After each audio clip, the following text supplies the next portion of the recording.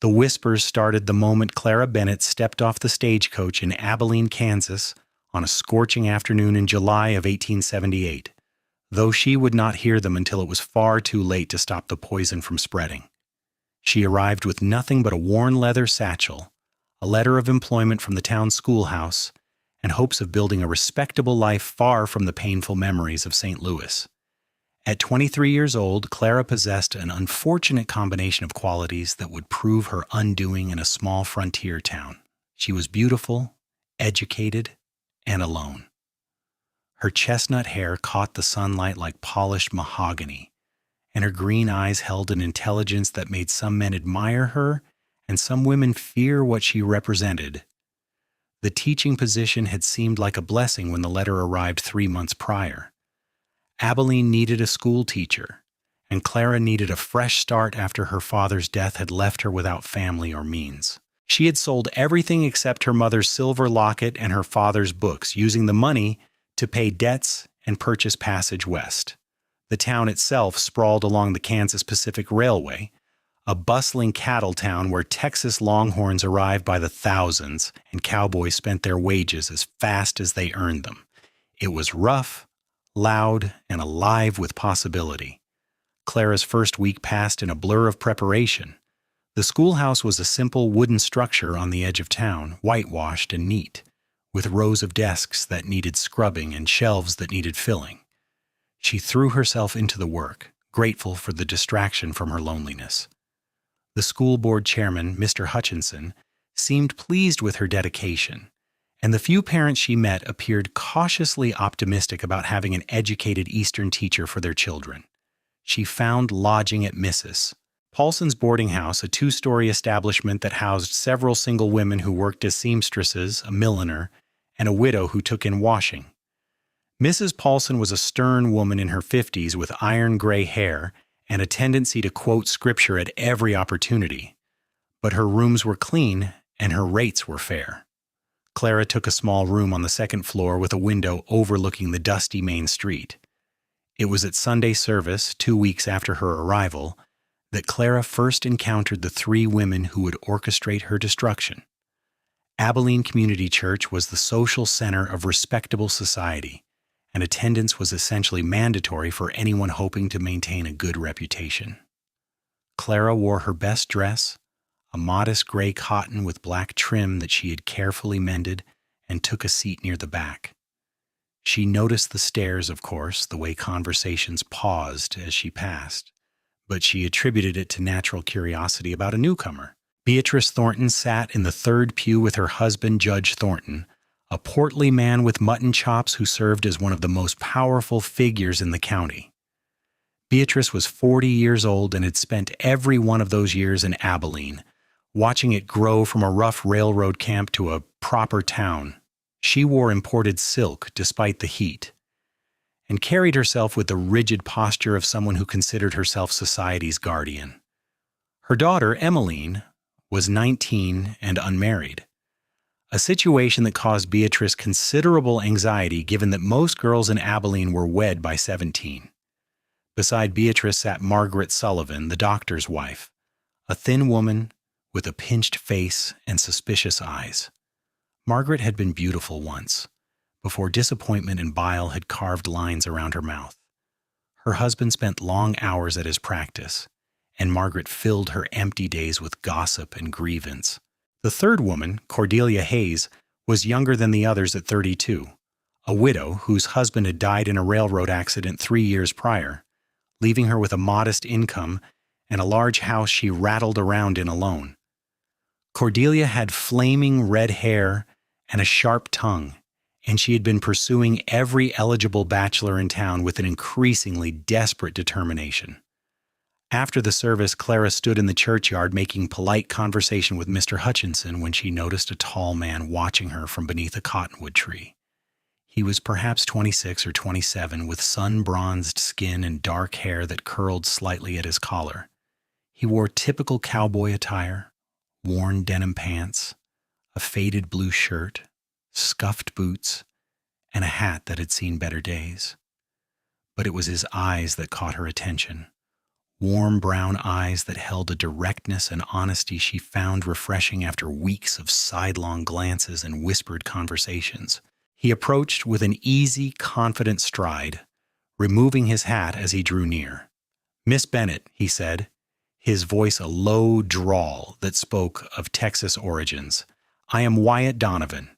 My sister Sarah will be in your class come September. She is 8 years old and excited about having a real teacher instead of the old arrangement where Mrs. Patterson taught reading between her other duties." Clara smiled, immediately warmed by his straightforward manner. "I am looking forward to meeting Sarah. Does she already know her letters?" "She does, and her numbers too. Our mother taught us before she passed, and I have done my best to continue the lessons, though I admit my education is lacking." There was no shame in his admission, only honest acknowledgement. "I work as a ranch hand at the Diamond Tea Ranch, about 5 miles north of town. My father was a cattleman in Texas before he died. Sarah and I came up with a drive 3 years ago and decided to stay." They spoke for several minutes about Sarah's education, about Clara's plans for the school, about the challenges of teaching children whose ages and abilities varied so widely. Wyatt was intelligent despite his lack of formal schooling, and he asked thoughtful questions about reading primers and arithmetic texts. Clara found herself genuinely enjoying the conversation, a rare feeling in these first lonely weeks. She did not notice the 3 women watching from beside the church steps, their eyes narrowed, their mouths drawn into thin lines of disapproval. "Who is that speaking with the new school teacher?" Beatrice asked, though she knew perfectly well who Wyatt Donovan was.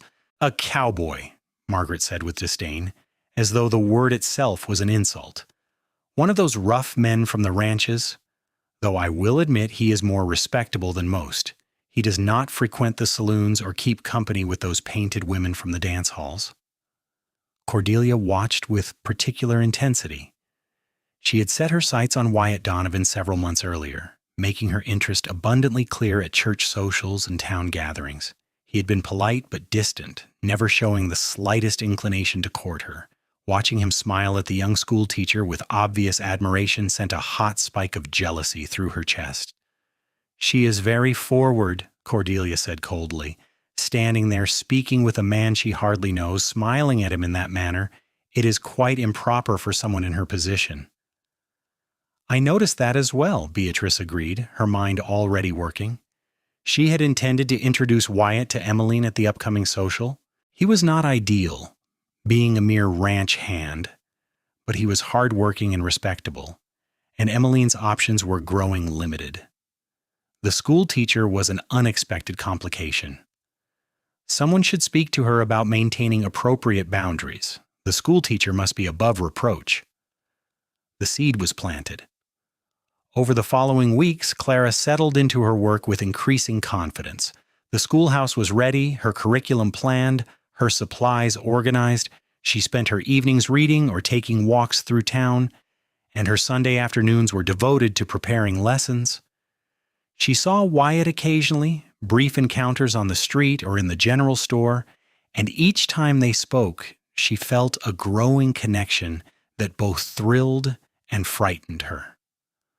Wyatt, for his part, found himself thinking about Clara Bennett far more than was probably wise. He had known plenty of women in his 27 years, but none who combined beauty with such obvious intelligence and kindness. He saw how carefully she prepared for her students, how seriously she took her responsibility. When he mentioned possibly courting her to his friend and fellow ranch hand Tom Murphy, Tom had laughed and said, "You have got it bad, Wyatt. Best make your intentions known before some other fellow beats you to it." But Wyatt was cautious by nature. He wanted to approach things properly to give Clara time to settle into town before pressing his attentions on her.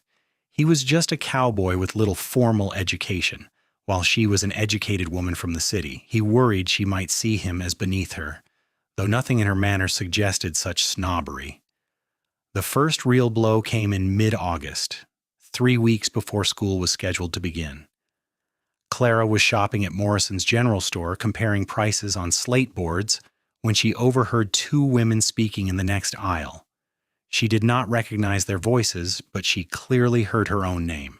"I am only telling you what Cordelia Hayes told me," one woman said. She heard it directly from Margaret Sullivan, who had it from a reliable source in St. Louis. The Bennett woman left under a cloud of scandal, something to do with a married man and money that went missing from the church collection. Clara's blood ran cold. Her fingers froze on the slate she had been examining. "Are you certain?" the second woman asked, her voice hungry for details. "She seems so proper." "That is how those types are," the first woman responded. "All polish on the outside, but corrupt within. Mrs. Thornton is quite concerned about having such a woman teaching our children. She is planning to bring the matter to the school board." Clara's hands trembled as she set down the slate. The accusation was entirely false. There had been no scandal in St. Louis, no married man, no missing money. She had left because her father died, and she had no means to support herself, nothing more. But how could she prove a negative? How could she fight against rumors she had not even known existed? She abandoned her shopping and hurried back to the boarding house, her mind racing. Mrs. Paulson was in the parlor when Clara entered, and the older woman's face was cold in a way it had never been before. "Miss Bennett," Mrs. Paulson said stiffly, "I need to speak with you about your continued residence here." The conversation that followed was humiliating. Mrs. Paulson had heard the rumors, and while she was not saying she believed them, she had a reputation to maintain. Other boarders were expressing concern. Perhaps it would be best if Clara found other accommodations. "But I have paid through the end of the month," Clara protested, hating the desperation in her voice. "I will refund the remaining balance," Mrs. Paulson said firmly. "I would appreciate it if you could remove your belongings by tomorrow evening." Clara spent that night in tears, trying to understand how her life had unraveled so quickly. She had done nothing wrong, yet she was being treated like a criminal. The worst part was the helplessness. How did one fight whispers and rumors? She could declare her innocence, but who would believe her word against the testimonies of established town women? The next day brought no relief. Clara found new lodging at a shabby hotel on the edge of town, the kind of place that respectable women avoided. The proprietor, a gruff man named Jackson, made it clear he was doing her a favor taking her money. That evening, Mr. Hutchinson from the school board visited her at the hotel, his face grave. "Miss Bennett, serious allegations have been brought to the board's attention," he said, refusing her offer to sit. "Mrs. Thornton and several other prominent ladies have expressed concerns about your character." "What specific allegations, more honorable?" Clara demanded, forcing herself to remain calm. "What exactly am I accused of?" Mr. Hutchinson looked uncomfortable. "They say there was scandal in St. Louis, improper relations with a married man, missing church funds." "None of that is true," Clara said firmly. "I left St. Louis because my father died, and I had no family or means to support myself. I can provide references from my former employer, from my landlady, from the minister at our church. I have done nothing improper or illegal." "The ladies say they have sources in St. Louis who confirm the story." "Then their sources are liars," Clara said bluntly. "I do not know why I am being targeted with these falsehoods, but I assure you they are completely fabricated, Mr. Hutchinson sighed heavily. "I am inclined to believe you, Miss Bennett. I've seen nothing in your conduct to suggest poor character. But Mrs. Thornton is Judge Thornton's wife, and she wields considerable influence. She is demanding the board terminate your contract." "For what cause? You just admitted you have seen nothing wrong in my conduct." "The contract does include a morality clause," Mr. Hutchinson said reluctantly. "It states that the teacher must maintain the highest standards of personal conduct and reputation." "My conduct has been impeccable," Clara said, her voice breaking despite her efforts at composure. "You cannot destroy my livelihood based on malicious gossip." "I am going to argue for keeping you on, Mr. Hutchinson promised. "But I need you to understand the situation is serious. The board meets in 3 days. I suggest you gather whatever evidence you can to refute these claims." After he left, Clara sank onto the lumpy hotel bed and allowed herself to cry. She had no evidence except her own word. She could write to people in St. Louis for character references, but that would take weeks, and the board was meeting in 3 days. She was going to lose everything because of lies she could not fight. She did not know that 2 blocks away, in the comfortable parlor of the Thornton house, Beatrice, Margaret, and Cordelia were congratulating themselves on a plan well executed. "She will be gone within the week," Beatrice said with satisfaction, "and good riddance. We do not need her kind in our town." "But why do you hate her so?" Emmeline Thornton asked from her seat by the window. Unlike her mother, Emmeline had found Clara kind and pleasant during their brief meeting. "She seems perfectly nice." "You are too naive to understand," Beatrice said dismissively. "Women like that are dangerous. Too pretty, too educated, too confident. They disrupt the natural order.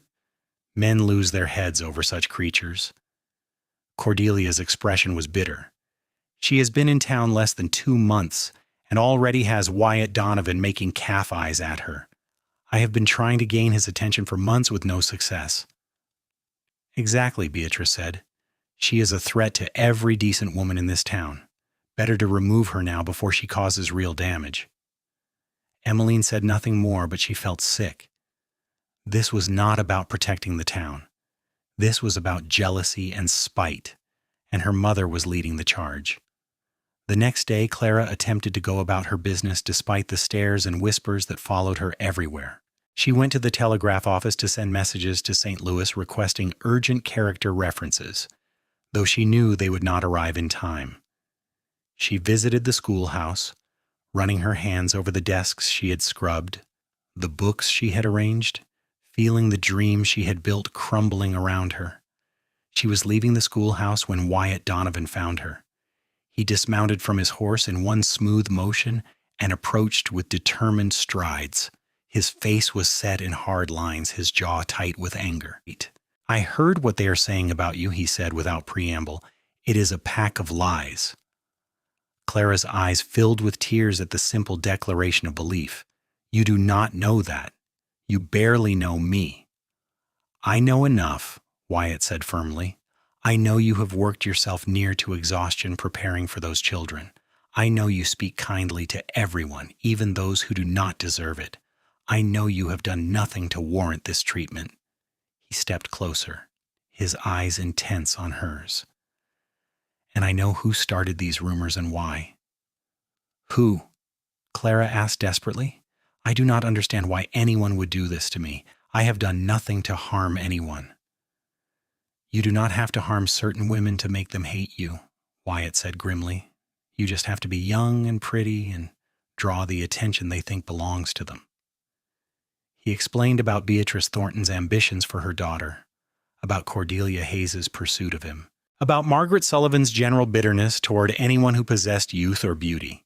"They have made up lies about you because they see you as competition," Wyatt said, "and they are using their social position to destroy you because they can." Clara felt rage mixing with her despair. "How do I fight them?" "The school board meets in 2 days, and I have no way to prove the truth." Wyatt's expression was determined. "You do not fight them alone. I am going to help you." "You cannot," Clara protested. "If you defend me, they will turn on you as well. They will say we are having an improper relationship. That will only make things worse." "I do not care what they say about me," Wyatt said flatly. "I am a cowboy. I have no reputation to protect in their eyes anyway, but you do. And I am not going to stand by while they destroy an innocent woman with lies."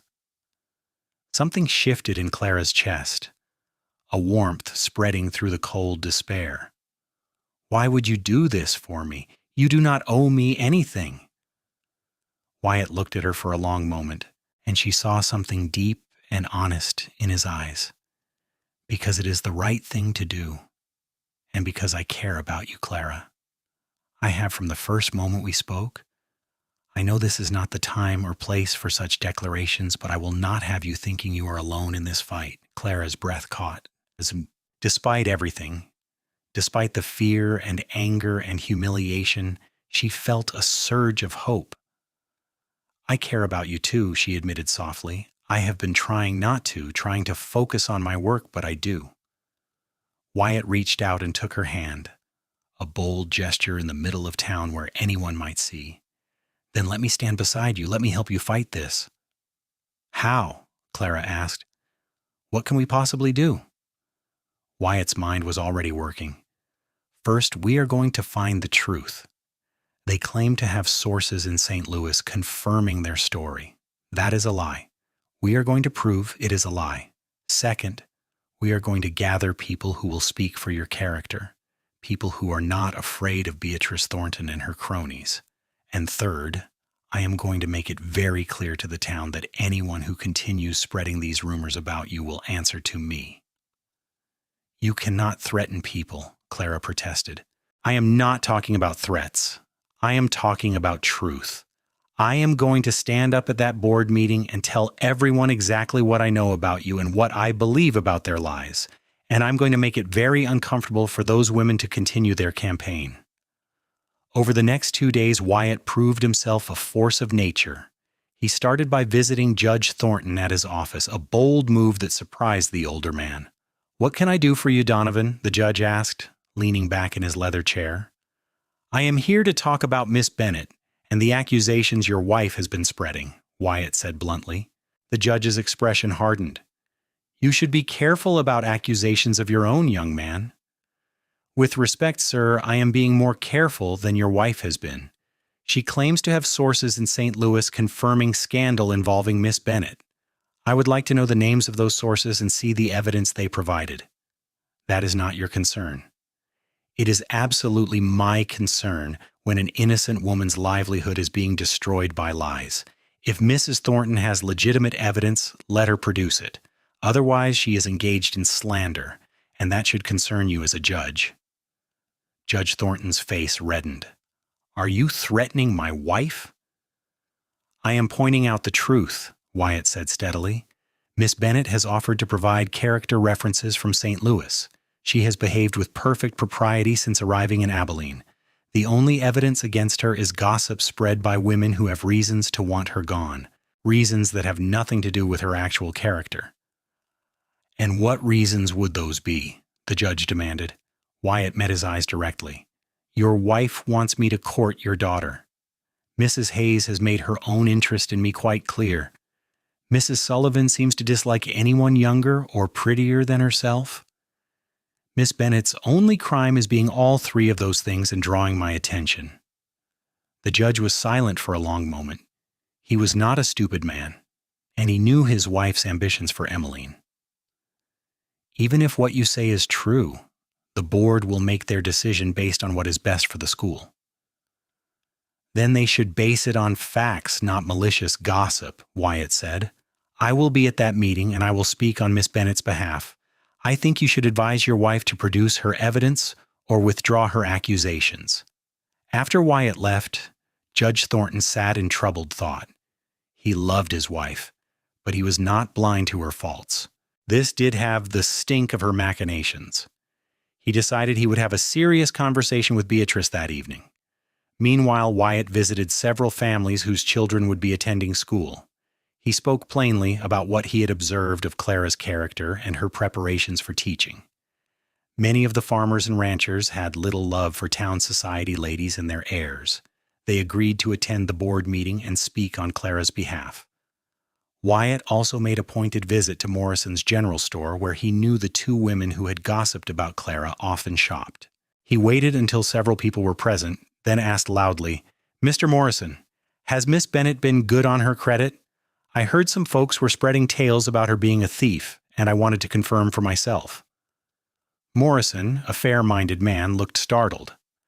"Miss Bennett has been entirely honest in all her dealings. She pays her accounts promptly and has never given me a moment's concern." "Good to know," Wyatt said loudly enough for everyone to hear. "Seems like anyone spreading stories otherwise is a liar." The message was clear, and it rippled through town. People began questioning the rumors more openly. If even the storekeeper vouched for her, what evidence did the accusers actually have?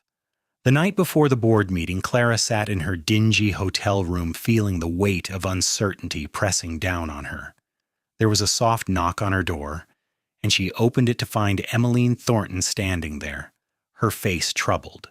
"Miss Thornton?" Clara said in surprise. "Well, what are you doing here?" "May I come in?" Emmeline asked. "I need to speak with you." Clara stepped aside, bewildered. Emmeline entered and closed the door behind her, then turned with anguished eyes. "I am so sorry," Emmeline said, her voice breaking. "I am so sorry for what my mother has done to you. It is all lies. She made it up because she wants you gone. She thinks you are interfering with her plans to match me with Mr. Donovan, even though I have no interest in him and he has made clear he has no interest in me." Clara sank into a chair, stunned. "You are certain it is all fabricated?" "I know my mother," Emmeline said bitterly. "I have watched her destroy other women who crossed her or whom she perceived as threats. She did the same thing to a milliner 2 years ago, spreading rumors until the poor woman had no choice but to leave town. Mother considers herself the guardian of Abilene's morality, but really she is just cruel. Will you testify to this at the board meeting?" Clara asked desperately. Emmeline's face crumpled. "I want to, but I am terrified. My mother will never forgive me. She will make my life unbearable." "I understand," Clara said, though disappointment washed through her. "You are taking a risk just coming here to warn me. I am grateful for that." Emmeline was quiet for a moment, wrestling with her conscience. Finally, she straightened her shoulders. "No, you are right. Someone needs to stand up to her. I will testify. I will tell the board exactly what I know." "Are you certain?" Clara asked. "I do not want to destroy your relationship with your mother." "My relationship with my mother has been poisoned for years," Emmeline said sadly. "At least this way, something good might come from opposing her." "You do not deserve what she is doing to you." After Emmeline left, Clara felt the first real hope she had experienced in days. Between Wyatt's efforts and Emmeline's willingness to speak the truth, maybe she had a chance after all. The board meeting was held in the town hall at 7 o'clock on a Thursday evening. Clara arrived early, wearing her most proper dress and carrying a folder containing every document she could assemble: her teaching certificate, letters from her former employer in St. Louis, her father's obituary, records of her church attendance. Her hands shook, but she held her head high. The hall was packed. Clearly, word had spread, and half the town had turned out to witness the drama. Clara saw Beatrice Thornton holding court on one side of the room, surrounded by Margaret Sullivan, Cordelia Hayes, and their supporters. On the other side stood Wyatt, tall and steady, with Tom Murphy beside him, and a group of ranch families she recognized. The school board consisted of 5 men: Mr. Hutchinson, Judge Thornton, Reverend Walsh, Mr. Morrison from the general store, and Mr. Patterson, a prosperous farmer. They took their seats at a table at the front of the room, and Mr. Hutchinson called the meeting to order. "We are here to discuss concerns that have been raised regarding Miss Clara Bennett and her suitability to serve as our school teacher," Mr. Hutchinson began. "Mrs. Thornton has brought allegations to our attention that, if true, would constitute a breach of the morality clause in Miss Bennett's contract. Mrs. Thornton, would you like to present your case?" Beatrice stood, her silk dress rustling. She looked every inch the righteous citizen protecting her community. "Gentlemen, it pains me to bring this matter forward, but my duty to our children compels me. I have received information from reliable sources in St. Louis that Miss Bennett left that city under a cloud of scandal. Specifically, she was involved in an improper relationship with a married man, and there were questions about missing funds from the church collection." Clara's hands clenched in her lap, but she forced herself to remain calm. "What sources?" "Mr. Morrison asked bluntly. "Can you provide names and evidence?" Beatrice looked slightly flustered. "My sources prefer to remain confidential, but I assure you they are reliable."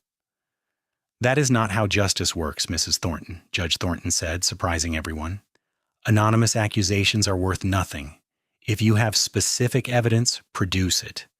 If not, you are engaging in slander." Beatrice's mouth fell open. She had clearly not expected opposition from her own husband. "I am telling you what I was told." "By whom?" the judge pressed. "Give us names." Beatrice looked to Margaret and Cordelia for support, but both women suddenly seemed very interested in the floor. "It was Mrs. Sullivan who heard from her cousin in St. Louis," Beatrice finally said. All eyes turned to Margaret, who went pale. "Well, it was not exactly my cousin. It was a friend of my cousin, or perhaps a friend of a friend. The details are unclear." So you have no actual source, Mr. Patterson said flatly. You have gossip built on gossip. Miss Bennett clearly has something to hide, Cordelia interjected desperately. Why else would she come all the way to Kansas? Respectable women do not travel alone to frontier towns unless they are running from something. Wyatt stood up from the audience. May I speak? Mr. Hutchinson nodded. Please. Wyatt walked to the front of the room, his spurs jingling softly. I am not educated like some folks here. I am just a cowboy. But I know the difference between truth and lies. I have observed Miss Bennett closely since she arrived in Abilene. I have watched her work from dawn to dusk preparing that schoolhouse. I have seen her treat every person she meets with kindness and respect. I have heard her speak about her students with a dedication that should make all of us proud to have her teaching our children. He turned to face Beatrice directly. As for why she came to Kansas, she came because her father died and left her without means to support herself. She came because this town advertised for a teacher and offered her honest employment. There is no scandal, no improper relationship, no stolen money. Those are lies invented by women who saw her as competition for male attention. Beatrice gasped. How dare you? I dare because it is the truth, Wyatt said steadily. You wanted me to court your daughter, Mrs. Thornton. Mrs. Hayes has made her own interest in me quite clear. Both of you saw Miss Bennett as an obstacle to your plans, so you decided to destroy her reputation rather than accept that I'm not interested in either of your candidates. This is outrageous, Cordelia shrieked. I have never been so insulted. Then you have not been paying attention to what you have been doing to Miss Bennett, Tom Murphy called from his seat, drawing laughter from several audience members. Emmeline Thornton stood up, her face white but determined. May I speak? Beatrice whirled on her daughter. Emmeline, sit down. No, Mother, Emmeline said, her voice shaking but clear. I am going to tell the truth. She walked to the front of the room, not looking at her mother. Everything Mr. Donovan said is correct. I heard my mother and her friends planning how to drive Miss Bennett out of town. They made up the stories about scandal in St. Louis. There is no source. There is no evidence. It was all invented because they were jealous. The hall erupted in shocked conversation. Beatrice looked like she had been slapped, her face going from white to red in seconds. You ungrateful child! How dare you betray your own mother? I am not betraying you, Emmeline said, tears running down her face. I am trying to stop you from destroying an innocent woman. What you are doing is wrong, and someone needs to say so. Judge Thornton stood up, his face grave. Beatrice, sit down and be silent. You have done enough damage. He looked at the other board members. I believe we have heard sufficient testimony. It is clear these accusations against Miss Bennett are without foundation. I move that we dismiss this matter and confirm her employment. Seconded, Mr. Morrison said immediately. All in favor? Mr. Hutchinson asked. All 5 board members raised their hands. The motion carries, Mr. Hutchinson said. Miss Bennett, your contract stands. We apologize for the distress this baseless attack has caused you. You have this board's full support. Clara felt tears streaming down her face, but for the first time in weeks, they were tears of relief. The nightmare was over. She had her position back. Her reputation was restored, but Beatrice was not finished. She stood up, shaking with rage, and pointed at Clara. You think you have won? You have poisoned my own daughter against me. You have turned this entire town against decent women trying to maintain moral standards. You are a corrupting influence, and I will not rest until everyone sees it. Judge Thornton grabbed his wife's arm. Beatrice, we are leaving now. He practically dragged her from the hall, her protests echoing behind them. Margaret and Cordelia followed, their heads down, avoiding everyone's eyes. The remaining crowd broke into applause, and Clara found herself surrounded by well-wishers. Through the crowd, she saw Wyatt watching her, his eyes warm with triumph and something deeper. When the press of people finally cleared, he made his way to her side. Are you all right? He asked softly. I am better than all right, Clara said, her voice breaking. You saved me. you and Emmeline and everyone who spoke up. I will never be able to thank you enough." "You can thank me by accepting my invitation to supper tomorrow evening," Wyatt said with a slight smile. "I know a place outside town where the food is decent and the conversation will be better than what you have had to endure lately." Clara laughed, a sound of pure joy. "I would be honored." That night, Clara lay in her hotel bed feeling like she could finally breathe again. Her reputation was restored, her position was secure, and she had a supper invitation from a man who had proven himself worthy of her trust and admiration. But her happiness was tempered by worry for Emmeline, who had sacrificed so much to tell the truth. The next morning, Clara decided to call at the Thornton house to check on the girl. She knew it was a risk, but her conscience would not let her rest without making the effort. The Thornton house was a large Victorian structure on the nicest street in town. Clara knocked, and the door was opened by a maid who looked uncomfortable. "Is Miss Emmeline at home?" Clara asked. "Miss Emmeline is not receiving visitors," the maid said carefully. "Please just tell her Clara Bennett is here. I only want a moment of her time." The maid hesitated, then nodded, and disappeared inside. A few minutes later, Emmeline appeared, her eyes red from crying. She stepped out onto the porch, closing the door behind her. "You should not have come," Emmeline said quietly. My mother is furious. If she sees you here, it will only make things worse." "I had to make sure you were all right," Clara said. "What you did last night was incredibly brave, and I know it cost you dearly." Emmeline tried to smile.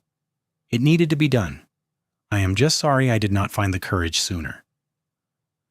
"What will you do now?" Clara asked. "Will your mother make your life unbearable?" "She is not speaking to me. My father, however, was surprisingly kind.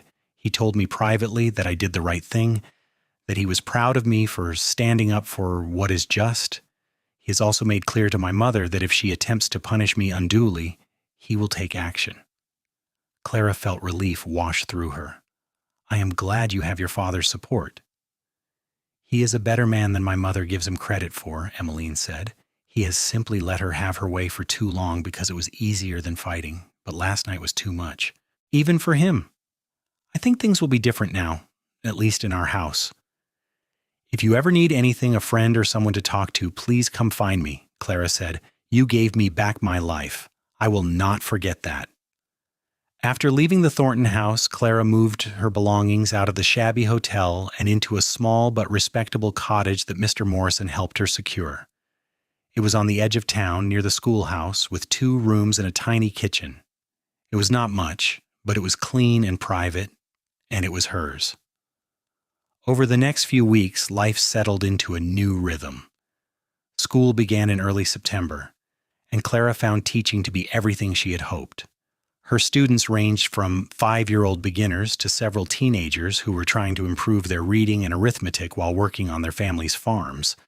Sarah Donovan was indeed in her class, a bright-eyed 8-year-old with her brother's smile and a hunger for learning that touched Clara's heart.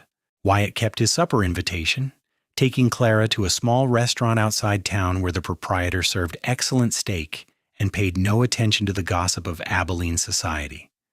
They talked for hours about his childhood in Texas, about her life in St. Louis, about their dreams and fears and hopes for the future. "I have been thinking about buying my own ranch someday," Wyatt admitted over coffee. "I have been saving my wages, and land is still relatively cheap if you are willing to work it. Nothing fancy, just enough to run some cattle and build a decent life." "That sounds wonderful," Clara said warmly. "You would be a good rancher. You have the dedication and the knowledge." "It would be easier with a partner," Wyatt said, his eyes meeting hers with an intensity that made her pulse quicken. Someone to share the work and the dreams. Clara felt heat rising to her face. "I imagine it would be." Their courtship unfolded slowly over the autumn months, with proper attention to propriety that satisfied even the most conservative town gossips. Wyatt called on Clara at her cottage on Sunday afternoons, always leaving the door open and always departing before sunset. He took her to church socials and town gatherings, making his intentions clear to everyone. Not everyone was pleased. Beatrice Thornton maintained a frigid silence whenever she encountered Clara, though she no longer dared spread open lies. Margaret Sullivan and Cordelia Hayes largely avoided Clara altogether, their social circle having shrunk considerably after their role in the false accusations became common knowledge. But most of the town welcomed Clara warmly, grateful to have a dedicated teacher and impressed by her grace under fire. The children adored her, and their parents appreciated the visible progress in their reading and arithmetic. Clara found herself invited to quilting circles and barn dances, accepted as a valued member of the community. By December, when the first hard freeze settled over Kansas, Wyatt and Clara both knew their feelings had grown into something deep and lasting. He came to her cottage one Sunday afternoon, unusually nervous, twisting his hat in his hands. "Clara, we have been courting for nearly 4 months now," he began, standing in her small parlor while she sat in the rocking chair. "I know that is not long by some standards, but it feels like I have known you much longer. You are the finest woman I have ever met, and I cannot imagine my future without you in it." He dropped to one knee, pulling a simple gold band from his pocket. "I am just a cowboy with modest prospects, and you are an educated woman who could probably do better. But I love you with everything I am, and I will spend the rest of my life working to make you happy if you will have me. Clara Bennett, will you marry me?" Clara's eyes filled with tears as she looked down at this good, honest man who had stood beside her when the whole town turned against her, who had fought for her reputation and her dignity, who had shown her what true character looked like. "Yes," she said, her voice breaking. "Yes, Wyatt, I will marry you. And you are wrong about one thing. I could never do better than you. You are the best man I have ever known." He slipped the ring onto her finger and pulled her into his arms, kissing her with a tenderness and passion that made her forget everything except the feeling of being completely, perfectly loved. They were married in January of 1879, in a simple ceremony at the Abilene Community Church. Sarah Donovan stood beside Clara as her bridesmaid, and Tom Murphy served as Wyatt's best man. Emmeline Thornton attended with her father, though Beatrice made a pointed absence. Most of the town turned out, filling the pews and spilling into the churchyard, celebrating the union of two people who had proven that integrity and courage mattered more than social status or malicious gossip. The wedding supper was held at the town hall, with tables groaning under the weight of dishes brought by well-wishers. There was music and dancing, and Clara felt like she was floating through a dream as Wyatt whirled her around the floor. "Are you happy?" he asked, his lips close to her ear. "I have never been happier," Clara answered honestly. 6 months ago, I thought my life was ending. Now I have a husband I love, a job I cherish, and a community that has become home. It is more than I ever dared hope for." They spent their wedding night in Clara's cottage, which would serve as their home until Wyatt could realize his dream of purchasing ranch land. It was a small space, but it was theirs, and that made it perfect. Wyatt carried her over the threshold despite her laughing protests, and they spent the night discovering the deep physical connection that matched their emotional bond. Married life suited them both. Clara continued teaching, with Wyatt's full support and encouragement. He worked at the Diamond Tea Ranch through the spring, but he was also saving every penny and searching for the right piece of land to purchase. Tom Murphy had agreed to go into partnership with him, pooling their resources to make the dream possible sooner.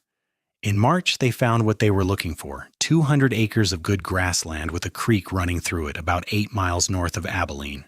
The price was reasonable, and the land had potential. There was a small existing cabin that needed work, and they would need to build a barn and outbuildings, but it was a start. "Are you certain about this?" Clara asked as they stood on their new property, surveying the rolling prairie that stretched in every direction. "It will be hard work, and we will be living rough for a while." "I am certain," Wyatt said, his arm around her waist. "This is ours, Clara. We are building something that cannot be taken away by gossip or lies. We are building our future." Clara leaned against him, feeling the rightness of it. "Then let us build." The spring and summer of 1879 were a whirlwind of activity. Clara finished the school year, while Wyatt and Tom worked to make the ranch cabin livable. They repaired the roof, replaced broken windows, built furniture from lumber hauled from town. Several families from the area came to help with barn raising, a community effort that reminded Clara how much they had been accepted. When school let out in June, Clara moved to the ranch full-time. It was a dramatic change from town living.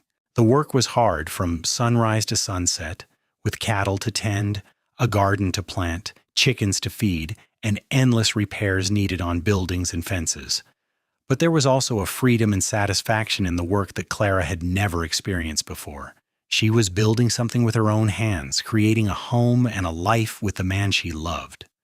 Sarah Donovan continued living with them, helping with household chores and ranch work while continuing her education. Clara taught her in the evenings, and Sarah bloomed under the combination of structure and affection. She called Clara sister and clearly adored having a family again after years of uncertainty. By autumn, the ranch was taking shape. They had 30 head of cattle, a productive garden, chickens, and 2 horses. The barn was finished, and Wyatt had built an additional room onto the cabin to give Sarah her own space. Tom Murphy had a small cabin of his own on the far side of the property, and the partnership was working well. In October, Clara realized she had missed her monthly courses. The realization brought a mix of joy and nervousness. She waited another week to be certain, then told Wyatt one evening as they sat on the porch watching the sunset, "I am going to have a baby," she said quietly. "Sometime in the spring, I think." Wyatt went very still, then turned to her with wonder in his eyes. "You're certain?" "As certain as I can be. Are you pleased?" He pulled her into his arms, holding her close. "Please does not begin to cover it. You've given me everything, Clara, a home, a family, a reason to wake up grateful every morning, and now a child. I am the luckiest man alive." The pregnancy progressed smoothly through the winter months. Clara was healthy and strong from the ranch work, and though she tired more easily, she continued most of her regular tasks. Sarah was excited about becoming an aunt, and she helped prepare the cabin for the baby's arrival. In April of 1880, on a warm spring morning when the prairie was covered in wildflowers, Clara went into labor. Wyatt rode hard to fetch the doctor from town while Sarah stayed with Clara, holding her hand and offering water. Dr. Sullivan arrived within 2 hours, a different and far kinder man than his bitter wife, and he guided Clara through the long hours of labor with patience and skill. Wyatt was there when his son was born, a healthy baby, with a powerful set of lungs and his father's dark hair. They named him Michael, after Clara's father, and Wyatt held him with trembling hands and tears running down his face. "He is perfect," Wyatt whispered. "You are perfect. I love you so much." "I love you too," Clara said, exhausted but happy. "We have a good life, Wyatt. We really do." The years that followed were not without challenges. Ranching was hard, unpredictable work, subject to weather, market prices, and the thousand small disasters that could befall cattle and crops. There were years when money was tight, when they struggled to make ends meet. There were droughts and harsh winters, sick animals and broken equipment, but there was also joy, so much joy. Michael grew into a sturdy, curious toddler who followed his father everywhere, trying to help with ranch work. Sarah continued her education and grew into a poised young woman who eventually caught the eye of a neighboring rancher's son. They married when Sarah was 19, and Wyatt walked her down the aisle with pride and a few tears. In 1882, Clara gave birth to a daughter they named Margaret, called Maggie, who had her mother's green eyes and a fierce independence. 2 years later came another son, Thomas, named for Tom Murphy, who had become his closest family. The ranch prospered slowly but steadily. Wyatt and Tom built their herd, earning a reputation for quality cattle. They added more land as they could afford it, building the spread into something substantial. Clara took pride in the home she created, a welcoming place filled with laughter and love, so different from the lonely existence she had faced when she first arrived in Kansas. The town of Abilene continued to grow and evolve. The wild cattle town of the 1870s gradually became more settled and civilized. Beatrice Thornton remained a fixture of local society, though she never regained the unchallenged influence she once wielded. The scandal of her false accusations had tarnished her reputation, and people were more skeptical of her pronouncements. She maintained a cold distance from Clara, but she no longer attempted active sabotage. Emmeline Thornton, to everyone's surprise, never married. She became a teacher herself, eventually taking over Clara's position when Clara left to focus on the ranch and her growing family. She and Clara remained close friends, bound by the night when Emmeline had chosen truth over family loyalty. Margaret Sullivan's bitterness eventually consumed her. Dr. Sullivan divorced her in 1883, a scandalous action that nonetheless met with general community approval. Margaret left Abilene, and Clara never learned what became of her. Cordelia Hayes finally snared a husband in 1881, a railroad executive passing through town. She moved to Denver with him, and Clara felt only relief at her departure. In the spring of 1885, 7 years after Clara first arrived in Abilene, she stood on the porch of their ranch house watching Wyatt work with Michael and Thomas in the corral. Michael was 5 now, already showing signs of becoming a skilled horseman. Thomas was 3, fearless and energetic. Maggie was at her side, 3 years old and chattering about the flowers she wanted to plant. The ranch house had grown over the years. It was no longer the simple cabin where they had started, but a proper house with multiple bedrooms, a large kitchen, a parlor with real furniture, and a porch that wrapped around 3 sides. The barn was substantial, the outbuildings numerous and well-maintained. The herd had grown to over 200 head. It was not a grand estate by any means, but it was prosperous and entirely theirs, built with their own hands and determination. "Mama, can we plant roses like Aunt Sarah has?" Maggie asked, tugging on Clara's skirt.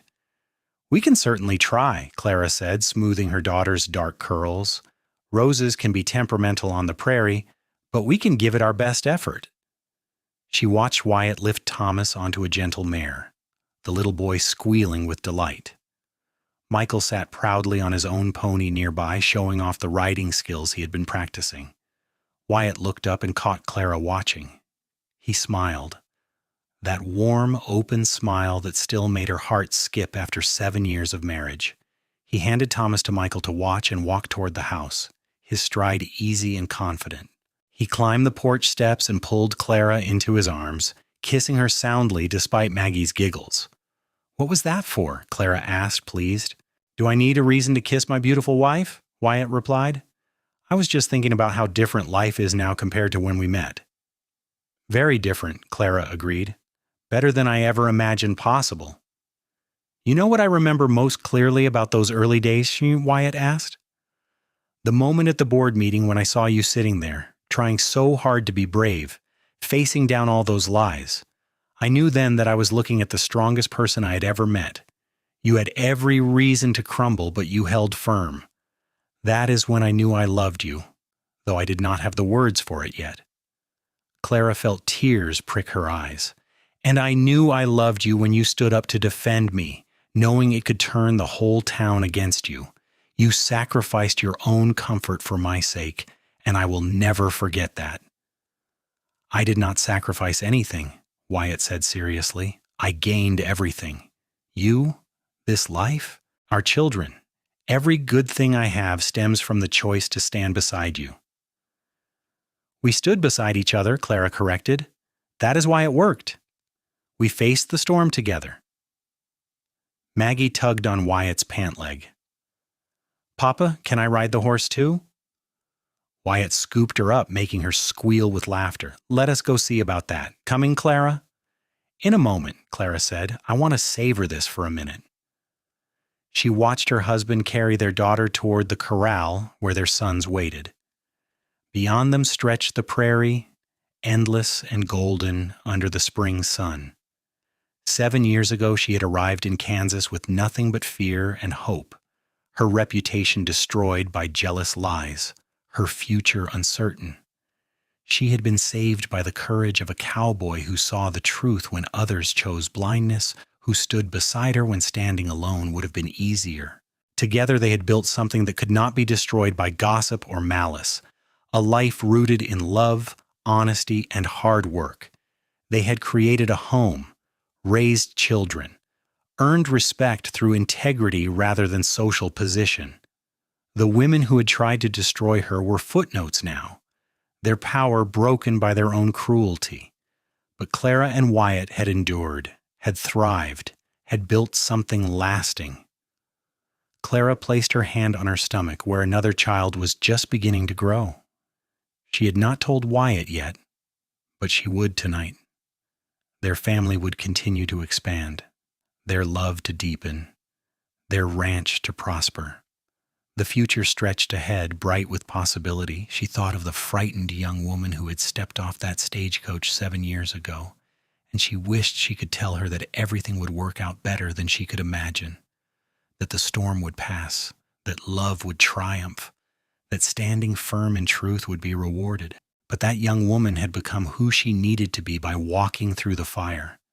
The lies and attacks had been terrible, but they had also revealed what truly mattered: character, courage, and the willingness of good people to stand up for what was right.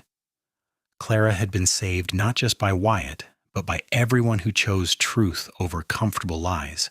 Abilene, who sacrificed her relationship with her mother. Tom Murphy, who stood witness when it mattered. Mr. Morrison, who vouched for her honesty. Judge Thornton, who finally insisted on evidence rather than gossip. All the farm families who showed up to speak on her behalf. Her reputation had been destroyed by jealous women, yes, but it had been restored by a community that decided integrity was more important than social politics. And at the center of it all stood Wyatt, the cowboy who loved her enough to risk everything, who saw her true character when others saw only what they wanted to believe. "Clara," Wyatt called from the corral, "come join us." She smiled and walked toward her family, toward the life they had built together on the Kansas prairie. The past was settled, its storms weathered and survived. The present was rich with love and purpose. And the future, that glorious, uncertain future, held nothing but promise. As she reached the corral and Wyatt lifted her up beside him on the fence, Michael and Thomas showing off their riding skills while Maggie clapped her hands in delight, Clara felt a deep, abiding contentment. This was home. This was family. This was the life she had fought for and won, not through wealth or social position, but through honesty, courage, and love. The sun was warm on her face, and Wyatt's hand was steady in hers, and their children's laughter rang across the prairie like music. Whatever challenges the future might bring, they would face them together, just as they always had. And that made all the difference. Years continued to unfold in that same pattern of hard work, love, and steady growth. The fourth child, a daughter named Elizabeth after Wyatt's mother, was born in early 1886. The ranch continued to prosper, and Wyatt and Tom eventually bought adjacent land, expanding their operation until they were among the most successful ranchers in the county. Michael grew into a responsible young man who loved ranching as much as his father. By the time he was 16, he was essentially running half the operation himself, showing a natural talent for cattle and land management. Thomas was more interested in horses, developing a reputation for his skill in training even the most difficult animals. Maggie inherited her mother's love of learning and announced at 12 that she wanted to become a teacher like Clara had been. Elizabeth was still young, but she showed signs of inheriting her father's quiet strength and her mother's intelligence. Sarah's marriage to the neighboring rancher's son, Daniel, had produced 4 children of their own, and the two families remained close, supporting each other through the inevitable trials of ranch life. Sunday dinners often found both families gathered around Clara's large table, the house filled with noise and laughter and the comfortable chaos of family. In 1890, Abilene celebrated its 20th anniversary as an incorporated town, and the community held a grand celebration. Clara and Wyatt attended with their children, now old enough to appreciate the significance of the occasion. There were speeches and music, contests and food, and a general atmosphere of pride in what the town had become. During the celebration, Clara encountered Beatrice Thornton for the first time in months. They had successfully avoided each other for years, moving in different circles despite living in the same small town. But at the celebration, They came face to face near the punch table, unable to avoid acknowledgement. Beatrice looked older, her face more lined, her expression perpetually sour. Emmeline stood beside her, now a respected teacher and community member in her own right. Clara braced herself for coldness or insult, but Beatrice simply nodded stiffly and moved away without speaking. Emmeline lingered. "She will never apologize," Emmeline said quietly. "She cannot admit she was wrong, but I think she knows what she did was shameful. She is not the same woman she was 12 years ago." "None of us are," Clara said gently. "Time changes everyone." "You have been gracious," Emmeline said. "I have watched you build a good life despite what she tried to do to you. You could have been bitter, could have sought revenge, but you simply lived well. That is the best response." "I had too much to be grateful for to waste time on bitterness," Clara said honestly. "Your mother tried to destroy me, but she failed. Wyatt and I built something she could not touch. That is victory enough." Later that evening, as the celebration wound down and families headed home, Clara stood with Wyatt watching the sunset paint the prairie in shades of gold and orange. Their children were playing nearby, Michael keeping watch over the younger ones with practiced ease. 12 years, Wyatt said softly. 12 years since that board meeting where I thought my heart would pound right out of my chest. "You were nervous?" Clara asked in surprise. "You seemed so calm, so confident." "I was terrified," Wyatt admitted. "Not of them, but of failing you. Of not being able to fix what they had broken. The thought of you losing everything because I could not find the right words to defend you kept me awake for nights." "You found the words," Clara said, leaning against him. "More importantly, you found the courage to stand up when it would have been easier to stay silent. That made all the difference." "I would do it again," Wyatt said firmly. "Every time, without hesitation. You are worth fighting for, Clara. You always have been." She turned in his arms and kissed him, a kiss that held 12 years of partnership, struggle, triumph, and enduring love. When they finally pulled apart, she rested her forehead against his. "We have built something remarkable," she whispered. "Not just the ranch, but this family, this life. We took the worst that small-minded people could throw at us and turned it into something beautiful." "We did," Wyatt agreed. "And we are not finished yet. We have years ahead of us, children to raise, grandchildren to spoil someday, a ranch to continue building. This is just the middle of our story, not the end." Michael called out that they should head home before full dark, and Wyatt and Clara gathered their children for the wagon ride back to the ranch. As they traveled across the darkening prairie, the stars beginning to emerge overhead, Clara felt the same deep contentment she had experienced so many times over the past 12 years. She had come to Kansas alone and afraid, her reputation in tatters, her future uncertain. She had been saved by love, by courage, by the basic human decency of people who chose truth over lies. And she had built a life that exceeded anything she could have imagined in those dark days when the whole town seemed against her. The women who tried to destroy her had faded into insignificance, their malice proving powerless against the strength of authentic love and genuine character. Beatrice Thornton had lost her daughter's respect and much of her social influence. Margaret Sullivan had lost her husband and her place in the community. Cordelia Hayes had fled to another city, her bitterness following her like a shadow. But Clara had gained everything: a husband who loved her unconditionally, children who brought joy to every day, a home built with her own hands, a community that respected her, and the deep satisfaction of knowing she had faced the worst and emerged stronger. As they pulled into the ranch yard, the house that had started as a simple cabin now standing solid and welcoming in the twilight, Clara looked at Wyatt and smiled. He smiled back, that warm, honest smile that had captured her heart 12 years ago and never let go. "Home," he said simply. "Home," Clara agreed, and the word held everything: safety, love, family, triumph over adversity, and the promise of years yet to come. They had weathered the storm together, and the life they built in its aftermath was more beautiful than any calm that had come before. That was the truth that mattered, the truth that would endure long after all the lies and gossip had been forgotten.